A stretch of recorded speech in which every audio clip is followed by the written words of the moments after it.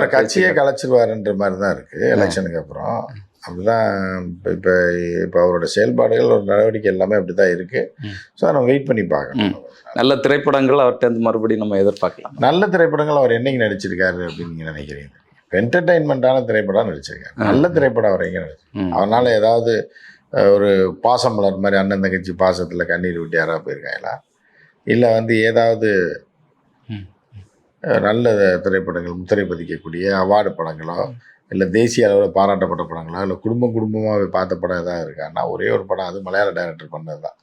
அது தவிர வேறு ஒன்றும் காதலுக்கு மரியாதை. ஆமாம், அது தவிர வேறு ஒன்றுமே கிடையாது. இது கோடாலியை போட்டுறது, ரத்தத்தை நக்கிறது, நாயை கூட்டு போகிறது, பேயை கூட்டு போகிறது, இந்த மாதிரி தானே இருக்கு.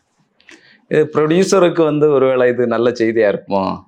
சினிமாவில் விஜய் அரசியலில் விஜய் நடிகர்னால இப்போ ஒரு ப்ரொடியூசர் நல்லா இருக்கவன் நாசமாவானே தவிர நாசமாக போனவன் நல்லா இருந்தால் சரித்திரமே கிடையாது. அதனால் ப்ரொடியூசருக்கெல்லாம் அது நல்லது இல்லை, விஜய்க்கு தான் நல்லது. சம்பளத்தை வாங்கி இன்னும் கொஞ்சம் காசு சேர்க்கலாம், அவ்வளோதான். விஜய்க்கு தான் நல்லது தவிர ப்ரொடியூசர்னா விஜய் வச்சு படம் எடுத்த எவன் நல்லா இருந்திருக்கான்? ஏதாவது ஒரு 10 பேர் சொல்லுங்க. தெரியல. படம் எடுத்தவங்க வேணா சொல்லுவீங்க. அவங்கெல்லாம் உயிரோட இருக்காங்களான்னு இப்போ 10 பேர் சொல்லுங்கன்னா நீங்கள் சொல்ல முடியாது.